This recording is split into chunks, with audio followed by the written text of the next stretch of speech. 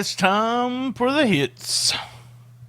All right, starting the show off, I really like the way they showed the Mike Anthony Bret Michaels intro, the clips there in the intro. This is to remind everyone what's going on with the belt, the winner coming up of the Grind City Rumble. We're looking at the winner to take on the champ, and the champ being Bret Michaels. Lot of stuff that we were talking about on the show last week. I seen it in social media all over the place. Everyone was in a big shock to see Mike Anthony drop the belt so quick, even though we had some of the match actually outside the ring, and then when they got in the ring, boom, that's right, Bret Michaels is the new champ, and it's all about the new champ. As we start out the Grind City Rumble, that was my first hit there. We also had Brad and Tim starting first. I love that. You got two guys that can work. Tim is still green around the edges, but Brad Skimmerhorn, or Main Event Brad, is what we call a journeyman. He is a good worker, good wrestler, can spend multiple minutes in a ring in a match like this, and was probably the perfect guy to put in this position. He did do some resting as he would roll out and things like that. I really like that. I really like the pick of these two. You got the stud Tim from the Stars of Tomorrow, and you got the journeyman, Main Event Brad. We had loved the Jennifer Justice entry into Grind City Rumble. You got to remember, we're going to put the girls in the Grind City Rumble also. Jennifer Justice came in with punches and chops and kicks, and just loved it. Loved it that she came in strong. Loved it that they put her over on commentary. Jennifer Justice is also a journeyman or journeywoman. Been around for a long time. Big hit for me. Big Swole. Here's a guy who we see coming in and out of Memphis wrestling and doesn't seem to stay as long. And, you know, he did when he had the tag belts, but he'll come in for a couple weeks and he kind of disappears. And we kind of wonder what happened to Big Swole. And then all of a sudden we have him in the Grind City Rumble. Here is a way that they did the Grind City Rumble. This is the way to get over a guy. He loses. He does not win the Grind City Rumble, but he's still huge over with all the stuff that he did. I believe he was up to 8 or 9 people that he threw out, and they put him over big when he went in, eliminating a bunch of people. And again, on commentary, fantastic job. Big Swole hit there. And we got these guys. I'm going to keep saying, and this was the Grind City Rumble. We got these guys, the Posse. Man, they are the biggest heels ever, right? They are the meanest of the mean. The Posse, guess what? The Posse wasn't even in the Grind City Rumble, but they made an appearance coming in, going after Ray Sanders, Ray tag team partner Derrick King. They have established a feud here, and the Posse has a meanness now. There's no smiling. There's nothing like that. And they're out to eliminate Ray. Ray's going to be one of those guys they go after until they eliminate him. Ray got some help from Derrick King here. And speaking of being eliminating, he eliminated himself. Huge dive outside the ring, and I actually thought he killed himself. Like he hit the back of his head, but maybe not. Big dive, eliminated himself out of the Grind City Rumble. Let me just say, hit. Hollywood Jimmy's crew did not have a good day. A big hit for me. I always have to pick on Hollywood Jimmy. His crew just did not have a good day.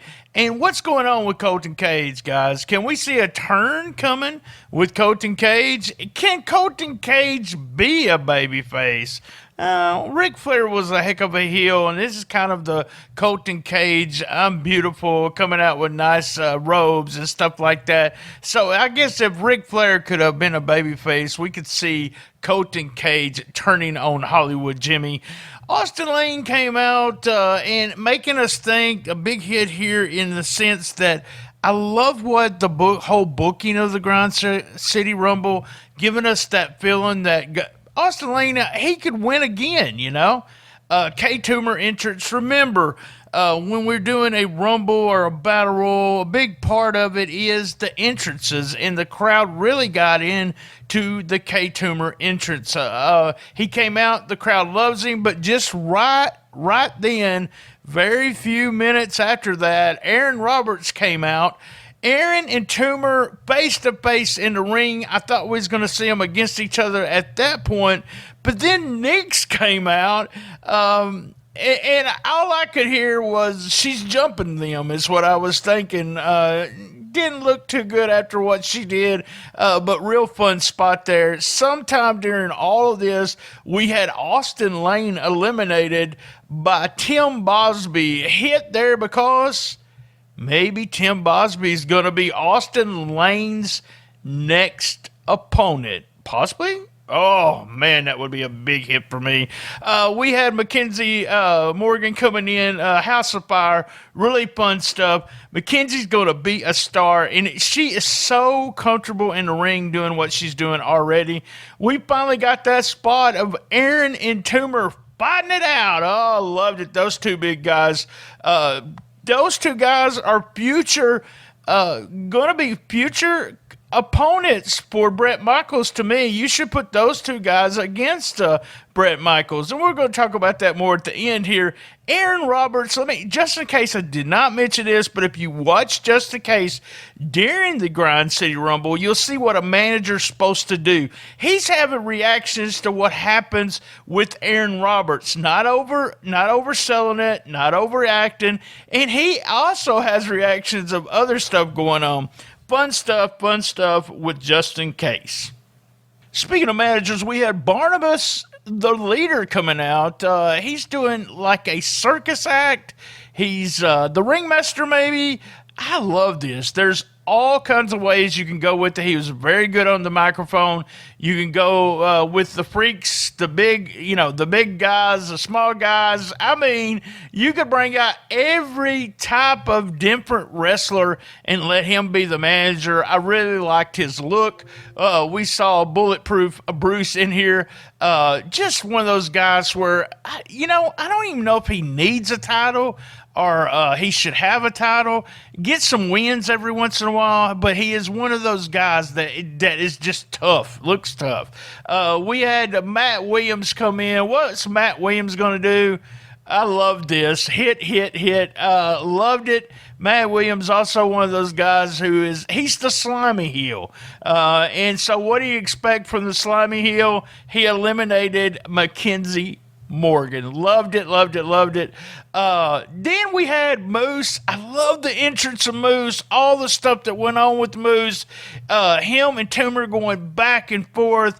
Matt Williams eliminated really quick there with Moose. Just loved it. Loved what they did with Moose. Main event, Bradley then eliminates.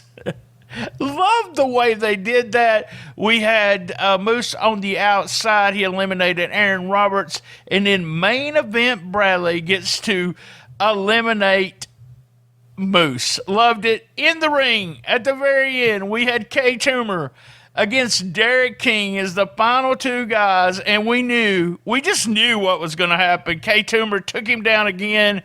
1, 2, 3, and K-Toomer is a Grind City Rumble winner, which means what? We have K-Toomer in the ring with the brand new champion, the Gun Show, Bret Michaels.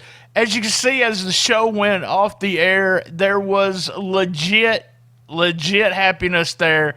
With K-Toomer, he could barely hold back his tears. You could tell that he had worked toward this. So the K-Toomer's story is very interesting. Here's a guy who came to the first tapings and bought a ticket.